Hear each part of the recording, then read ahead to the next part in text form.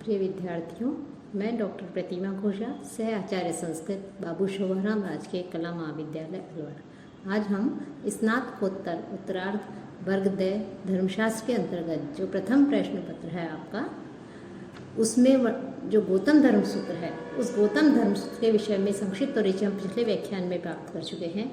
आज हम उस गौतम धर्म सूत्र में वर्णित जो वर्णाश्रम धर्म है उसके विषय में अध्ययन करेंगे कि भारतीय जो धर्म है, उस भारतीय धर्म में जो मानव जीवन है वो सुव्यवस्थित है और उसके उद्देश्य निर्धारित हैं। जीवन का जो मार्ग है वो भी स्पष्ट है, वहाँ पर अनुरेखित है। इस धर्म में जीवन जी लेने का ही नाम नहीं है, अपितु उसका आकलन तो व्यक्ति के धर्म से भी है और कर्म से भी है। धर्म में जीवन जो है वो कर्म का जीवन माना जाता है। एक पारलौकिक जीवन की प्राप्ति के लिए जो दीक्षा काल है वो भी माना गया है। प्रकृति से ही मनुष्य जो है वो समाज में रहता है और मनुष्य ने अपने हित के लिए ही समाज के संगठन का विकास किया। सामाजिक संगठन न केवल व्यक्ति को जो है स्वतंत्रता देता है, बल्कि उसके वैयक्तिक स्वतंत्रता का विकास भी करता है और उसको केवल स्वतंत्रता ही नहीं दे करके उसको नियंत्रित भी करता है। कई बार व्यक्ति उसके मध्य में और जो समाज है, उस समाज के जो हित है, उन हितों में विरोधाभास की स्थिति उत्पन्न हो जाती है। इसलिए समाज के हितों की रक्षा करते हुए व्यक्ति के हितों की भी रक्षा हो, कि समाज के तो हित सुरक्षित रहे ही, उसके साथ साथ व्यक्ति के जो हित हैं उनकी भी रक्षा हो और व्यक्ति की रक्षा करते हुए समाज पर कोई किसी भी प्रकार के समाज के जो नियम हैं, जो समाज है, उस पर किसी भी प्रकार की कोई उसकी हानि नहीं हो। इसलिए जो ऋषि हुए हैं, उन ऋषियों ने वर्णाश्रम व्यवस्था का निर्माण किया और वर्णाश्रम व्यवस्था इस प्रकार से बनाई है जिससे व्यक्ति और समाज दोनों का ही हित हो सके। वर्ण की व्यवस्था समाज को दृष्टि में रखकर की गई है और आश्रम की व्यवस्था व्यक्ति के हितों को देखकर बनाई गई है। ये दोनों ही व्यवस्थाओं को हम अलग नहीं रख सकते, क्योंकि वर्ण व्यवस्था और आश्रम व्यवस्था दोनों ही व्यवस्थाएं एक दूसरे की पूरक हैं, क्योंकि व्यक्ति और समाज ये भी जो है एक दूसरे के, हम कह सकते हैं, उसके पूरक माने गए हैं। धर्मशास्त्र की जो सामाजिक व्यवस्था है, उस सामाजिक व्यवस्था को हम कह सकते हैं कि वो सामाजिक व्यवस्था वेद पर आधारित सामाजिक जो व्यवस्था है उसी का ही एक विकसित रूप है। वर्ण व्यवस्था पहले की है और आश्रम व्यवस्था जो है वो हम कह सकते हैं वो बाद की है। जीवन को धर्म में और दर्शन में कहा गया है। आध्यात्मिक जो जीवन है, उस जीवन की तैयारी तो इस जीवन से आरंभ होती है, लेकिन उसके लिए एक विशेष समय के भी होता है, विशेष नियम भी होते हैं, उनका भी निर्धारण जो है हमें धर्मसूत्र में मिलता है कि प्रत्येक व्यक्ति जो है उसको प्रत्येक अवस्था के, प्रत्येक अवसर के उसके लिए कुछ कर्तव्य, कुछ नियम आदि जो है उसके लिए निर्धारित बताए गए हैं। हाँ, मनुष्य जो है उसके हित को भी महत्व दिया गया है। ये नहीं कह सकते इसमें मनुष्य के हित को ध्यान में नहीं रखा गया है, क्योंकि उस पर नियम लाद दिए गए हैं, उस पर जो है कठोर बंधनों में बांध दिया गया है, लेकिन उसके हित जो हैं उस हितों को भी अत्यधिक महत्व दिया गया है। अभ्युदय और निःश्रेयस, इनकी सिद्धि जो है ये मनुष्य के जो जीवन है उस जीवन के लिए आवश्यक है और उसी को जो है आश्रम व्यवस्था का नाम दिया गया है। उचित समय पर उचित कर्म करना और उसके प्रति पूर्ण रूप से समर्पित हो जाना, समर्पित होकर कर्म करना लक्ष्य प्राप्ति का ही मूल मंत्र है, क्योंकि जो संपूर्ण जीवन है वो कर्तव्य में है। तो जहाँ तक सबसे पहले वर्ण व्यवस्था और आश्रम व्यवस्था है, दोनों एक जो है साथ में मिले हुए हैं, एक दूसरे के पूरक हैं, तो हम सबसे पहले वर्ण व्यवस्था के विषय में बात करेंगे, क्योंकि वर्ण व्यवस्था पहले की है और आश्रम व्यवस्था बाद की है। वर्ण शब्द ब्री चुनना अर्थात जिसको चुना जाए उसे वर्ण कहते हैं। इससे बनते हैं वर्ण व्यवस्था। जो हिंदू समाज है उसकी और जो धर्मशास्त्र है, हिंदू धर्मशास्त्र है, उनकी एक विशेषता कह सकते हैं। और ऐसा उदाहरण जो है, इस व्यवस्था का उदाहरण अन्य किसी देश में नहीं मिलता। प्राचीन भारतीय जो समाज है वो वर्ण एवं जाति इनमें विभक्त था। और समाज का जो विभाजन है यह सामाजिक, आर्थिक, धार्मिक, राजनीतिक और भौगोलिक जो परिस्थितियां हैं उसी का एक तरह से परिणाम हो सकता है, उसी का परिणाम है। डॉक्टर पीवी काणे ने वर्ण एवं जाति में अंतर बताते हुए कहा है कि वर्ण की धारणा वंश, संस्कृति, चरित्र एवं व्यवसाय पर मूलतः आधारित है, लेकिन जो जाति व्यवस्था है वो जाति व्यवस्था जन्म एवं आनुवंशिकता पर बल देती है और बिना कर्तव्यों के आचरण पर बल दिए केवल विशेषाधिकारों पर ही जाति व्यवस्था आधारित है। भारतीय समाज को सूत्रों के समय से ही जो भारतीय समाज है उसको चार जो है कह सकते हैं वर्णों में विभक्त किया गया: ब्राह्मण, क्षत्रिय, वैश्य और शूद्र। इन चारों वर्णों की उत्पत्ति जो ब्रह्मा है उन ब्रह्मा से जो है इन चारों वर्णों की उत्पत्ति मानी गई है। ब्रह्मा ने सृष्टि के विकास के लिए अनेक जो वर्ण हैं उन वर्णों की उत्पत्ति की। लोक वृद्धि के लिए ब्रह्मा ने अपने मुख, बाहु, उदर और पाद से क्रमशः ब्राह्मण, क्षत्रिय, वैश्य एवं शूद्र की उत्पत्ति की। साथ ही वर्ण की उत्पत्ति को जो ब्रह्मा के विभिन्न अंगों से माना है, बताया गया है कि ब्राह्मणों अस्य मुखम आसीत बाहु राजन्यः कृतः उरुहु तदस्य यद्वैश्यम पदभ्याम शूद्रो अजायत। तो ब्रह्मा के विभिन्न अंगों से वर्ण व्यवस्था की में जो चार वर्ण आते हैं इनकी उत्पत्ति बताई गई है। यह केवल एक प्रतीकात्मक है। जैसे मुख जो होता है वो ज्ञान अथवा सरस्वती का प्रतीक माना गया है। बाहु शौर्य का प्रतीक है। उदर या जांघ भरण पोषण का प्रतीक है। और जो पाद हैं, जो पैर हैं, वो परिश्रम या सेवा का प्रतीक माने गए हैं। तो जो प्रथम जो तीन वर्ण हैं, ब्राह्मण, क्षत्रिय और वैश्य, ये तीनों वर्ण जो हैं वो द्विज कहलाते हैं, आर्य कहलाते हैं। और इन तीनों वर्णों को उपनयन और जो वेदाध्ययन है ये करने का जो है इन्हें अधिकार दिया गया है। द्विज क्यों कहलाते हैं कि इनका एक जन्म माता के गर्भ से होता है और जो इनका दूसरा जन्म है वो दूसरा जन्म जो उपनयन संस्कार है उस उपनयन संस्कार से जो है इनका जन्म होता है। तो वर्ण व्यवस्था के लिए देखते हैं कि जहाँ एक तरफ इसकी प्रशंसा की गई है वहीं इसके कुछ दोष जो हैं उन दोषों के ऊपर भी दृष्टिपात किया गया है।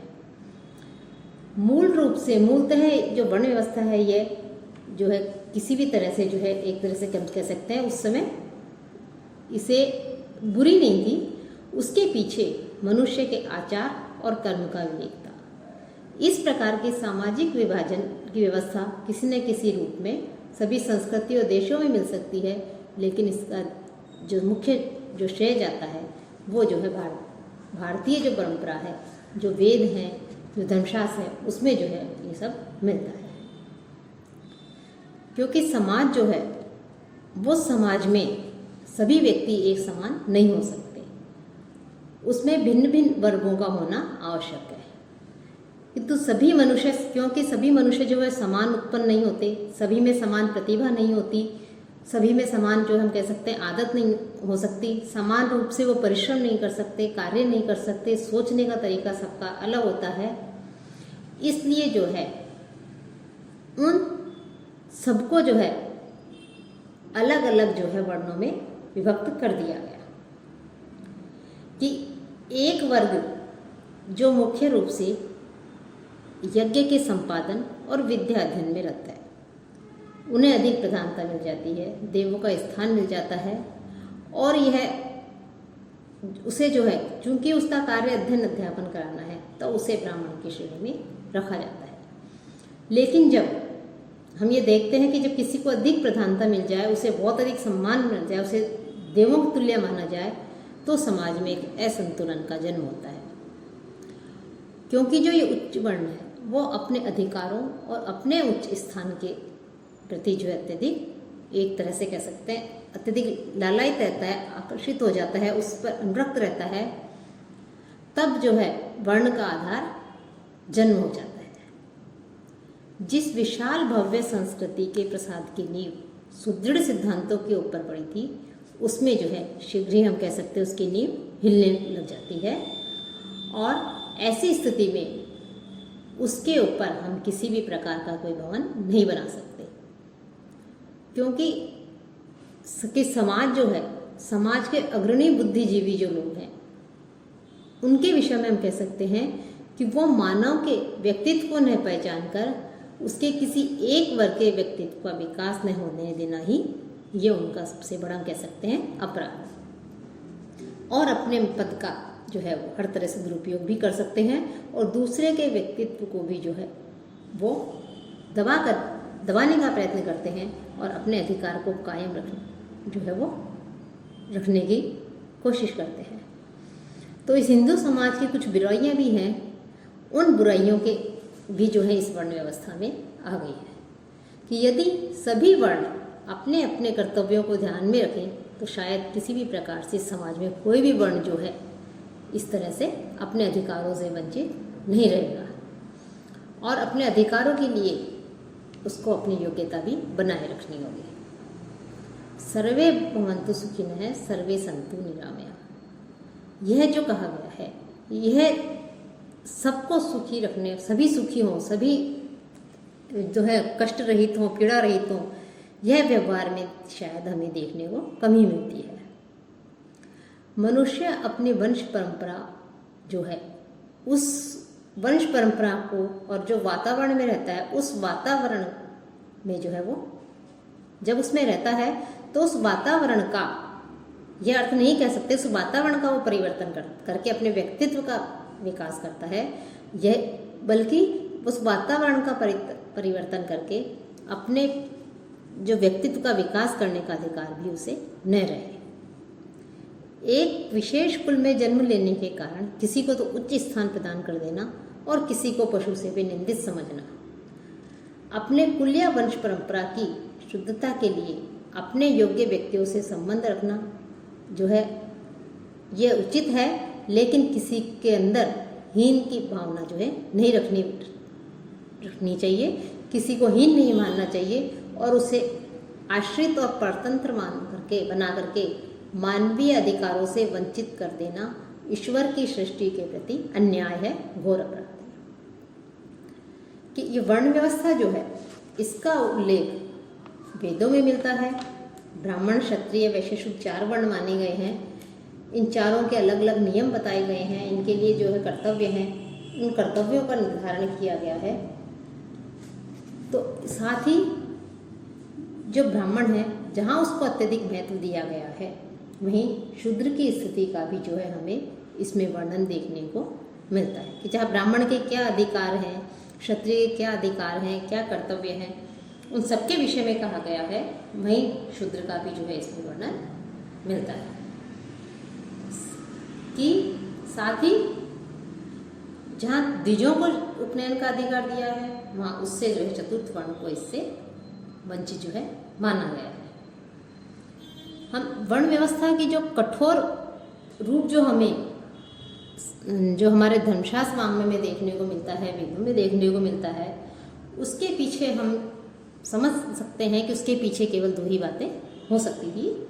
एक तो रक्त की पवित्रता और सांस्कृतिक चेतना, कि ब्राह्मणों को श्रेष्ठ मानना, क्षत्रियों को श्रेष्ठ मानना, वैश्यों को श्रेष्ठ मानना और शूद्र को हीन मानना, इसमें ब्राह्मणों की श्रेष्ठता का कारण कोई जातीय द्वेष नहीं था या कोई मानवीय अन्याय नहीं है, जैसा कि लोग इसकी व्याख्या करते हैं, इसके विषय में कहते हैं। अपितु हम ये देखें कि भारतीय जो समाज है उसमें ज्ञान और विद्या के संबंध में ब्राह्मणों का विशेष स्थान बनाया गया था, माना गया था कि श्रेष्ठ बनकर ब्राह्मणों ने जो है हम ये नहीं कह सकते इन्होंने अनुचित लाभ भी उठाया। अपवाद सब जगह होते हैं, लेकिन हम ये नहीं कह सकते कि उन्होंने अनुचित लाभ उठाया, अपितु ब्राह्मणों ने कठोर तप और त्याग का मार्ग अपना करके जो हमारी संस्कृति है उस संस्कृति की रक्षा की, और संस्कृति, विद्या और साधना की जो परंपरा है वैदिक कालीन, उस परंपरा को जो है युगों तक उसका संरक्षण किया, संवहन किया और उसका पोषण किया, जिसका संरक्षण आज जो हम ये कह सकते हैं कि आज हमारी जो सरकार है वो कर रही है।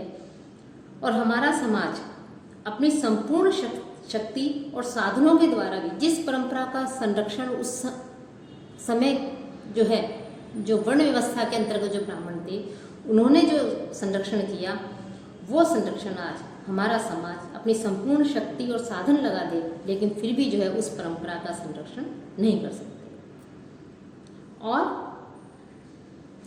और ये जो वर्ण व्यवस्था थी ये उस समय कर्म पर आधारित थी, कि ऐसे नहीं कि जिसने ब्राह्मण कुल में जन्म लिया तो वो ब्राह्मण वर्ण कहलाएगा, अपितु कर्म था, वो जो कर्म कर जिस प्रकार के कर्म करेगा उसी प्रकार के जो है वो उसी वर्ण का कहलाया जाएगा। लेकिन जो व्यवस्था थी, यह व्यवस्था कालांतर में गूढ़ होती गई और कर्म का आधार विस्मृत हो गया, और जो जन्म का आधार था वो विस्तार को प्राप्त होने लगा। तो जब ऐसी स्थिति आ गई कि कर्म के स्थान पर जन्म को अधिक महत्व दिया जाने लगा, कि कर्म के स्थान अनुसार व्यक्ति वर्ण का उसका निर्धारण होता था, और जब जन्म के आधार पर इसका निर्धारण होने लगा जाति का, वर्ण का, तो ये व्यवस्था थी जो थी यह जो है बिगड़ती चली गई। और ये व्यवस्था समाज के लिए अत्यधिक, हम कह सकते हैं, हमें उसका परिणाम भुगतना पड़ रहा है, उसके लिए अत्यधिक कष्टदायक, पीड़ादायक, हानिकारक सिद्ध हुई। अलग अलग जो वर्ण थे उन वर्णों का अपना अपना व्यवसाय जो है वो निश्चित हो गया, और यही वर्ण व्यवस्था कहलाती। वर्ण व्यवस्था का सबसे अधिक जो हम कह सकते हैं जो शोचनीय या जो आपत्तिजनक पक्ष है, वो जो चतुर्थ वर्ण शूद्र है उनको हीन मानना है, कि विद्या, साधन और आचार का विपुल है। एक ओर जहाँ उच्च वर्गों की श्रेष्ठता का कारण बना, वहीं दूसरी ओर वो जो हीन वर्ण है उन हीन वर्णों को जो है हीन बनाता चला गया, उनको हीन बनाया। जो धर्मसूत्र हैं उन धर्मसूत्रों में जो चारों जो वर्ण हैं, उन चारों वर्णों को हम ये वैदिक वेदों में भी और शास्त्रों में भी, धर्मशास्त्रों में भी चारों वर्णों को एक दूसरे का पूरक बताया गया है। दोनों एक दूसरे के पूरक हैं और संबद्ध हैं। उनके अपने सभी के कार्य हैं और दायित्व हैं, और अपने कार्य और दायित्वों का पालन करते हुए वे एक दूसरे के साथ पथ प्रदर्शन, संरक्षण और भरण पोषण और सेवा करते हुए वो जो है अपने कर्तव्यों को पूर्ण करते हैं। लेकिन जब आज हमारा देश जो है वो स्वतंत्र है और भारतीय संविधान के अनुसार जो प्रत्येक नागरिक को समान अधिकार प्राप्त है, आज भी 4 वर्ण हैं और जातियां जो है अनेक हैं, लेकिन उनके बीच में जो पहले जो रूढ़िवादिता थी, वो रूढ़िवादिता का जो है हमें अभाव दिखाई देता है। किसी भी वर्ण या जाति में धर्म कर्म निश्चित नहीं है। जो भी व्यक्ति हैं, सभी व्यक्ति अपनी इच्छा से कार्य करते हैं, उन पर किसी प्रकार का कोई बंधन नहीं है। हम ये जहाँ शास्त्रों में जो निम्न वर्ण है, जो शूद्र वर्ण है, उसको अध्यापन का अधिकार नहीं था, लेकिन जो आज के समय के जो भारतीय संविधान के अनुसार हम देखते हैं कि व्यक्ति जब अपनी इच्छा से कार्य कर रहे हैं, उन पर कोई बंधन नहीं है, तो निम्न वर्ण का व्यक्ति भी ब्राह्मण वर्ण के कार्यों को कर रहा है, अर्थात अध्यापन का कार्य करते हैं, और ब्राह्मण वर्ण का व्यक्ति भी शूद्र वर्ण की जो है सेवा कर रहा है। यदि कोई अधिकारी निम्न वर्ण का है तो उसकी सेवा जो है, और जो है वो ब्राह्मण वर्ण भी आज के समय में देख रहे हैं कर रहा है। तो ये इस प्रकार से जो है इस समय अब ये में भी क्षमता दिखाई नहीं देती। प्रत्येक व्यक्ति को समान अधिकार प्राप्त होने से सभी वर्ण एवं जाति के व्यक्तियों को भी समान अवसर प्राप्त होने लगे और सुख सुविधाएं प्राप्त होने लगी। कि वैदिक काल और धर्मशास्त्र समय में उनकी क्या स्थिति थी, सब कुछ था, उसके विषय में नहीं है। वो सब जो है उसके लिए गहन अध्ययन आवश्यक है, उस पर गहन चिंतन आवश्यक है, मनन आवश्यक। किस परिस्थिति में, किस परिप्रेक्ष्य में, किस कारण से, किस दृष्टि से उन्होंने इस प्रकार से जो है व्यवस्था की और उनके जो है कर्तव्य निर्धारित किए, समाज को सुव्यवस्थित रखने के लिए, समाज के नियमों को चलाने के लिए किस प्रकार से किया। लेकिन आज की स्थिति में हम जब देखते हैं तो जो है समान अधिकार एक तरह से उन्हें प्राप्त होते हैं। निम्न वर्ण के व्यक्ति भी उच्च स्थान को प्राप्त करने लगे और ऊंच नीच की जो उनकी भावना थी वो कम होने लगी। जो उच्च वर्ण का जो प्राचीन काल में अत्यधिक महत्व था वो आधुनिक काल में कम अवश्य हो गया है, लेकिन अब भी वे जो है उनके प्रति, अपने अधिकारों के प्रति, अपने समाज के प्रति, अपने कर्तव्यों के प्रति जो है चारों वर्ण जो है उनके जो कर्तव्य हैं वो उनके प्रति जो है अपने सजग रहे। और जो वर्ण व्यवस्था हमें दिखाई थी उस समय प्राचीन काल में, वैदिक काल में, धर्मशास्त्र काल में ये जो वर्ण व्यवस्था थी, उस वर्ण व्यवस्था में धीरे धीरे जो है हमें उसमें परिवर्तन दिखाई देने लगा। और जो परिवर्तन है वो हमें जो है आज हम ये कह सकते हैं हमें प्रत्यक्ष रूप से जो है हमें वो परिवर्तन दिखाई दे रहा है। तो गौतम धर्मसूत्र जो है इसमें भी जो वर्ण व्यवस्था है इसके विषय में जो है विस्तार से जो है इसमें वर्णन किया गया है। वही 4 वर्ण माने गए हैं, ब्राह्मण, क्षत्रिय, वैश्य और शूद्र। इनके लिए अलग अलग प्रकार के नियम हैं।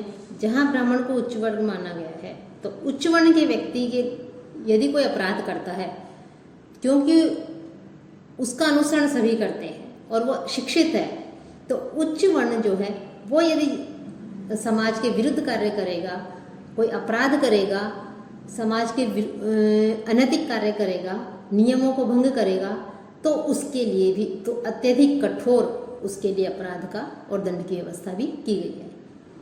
कि जहाँ ब्राह्मणों को कुछ विशेषाधिकार दिए गए हैं, उन्हें उच्च माना गया है, उन्हें सम्मान दिया गया है द्विज के रूप में, ब्राह्मण, क्षत्रिय, वैश्य आदि को, तो उसी रूप में यदि कोई सम्मान के साथ साथ यदि वो अपराध करता है तो उसके लिए भी उसके अन्य वर्णों की अपेक्षा ब्राह्मण को सबसे अधिक दंडित देने की जो है व्यवस्था हमें मिलती है।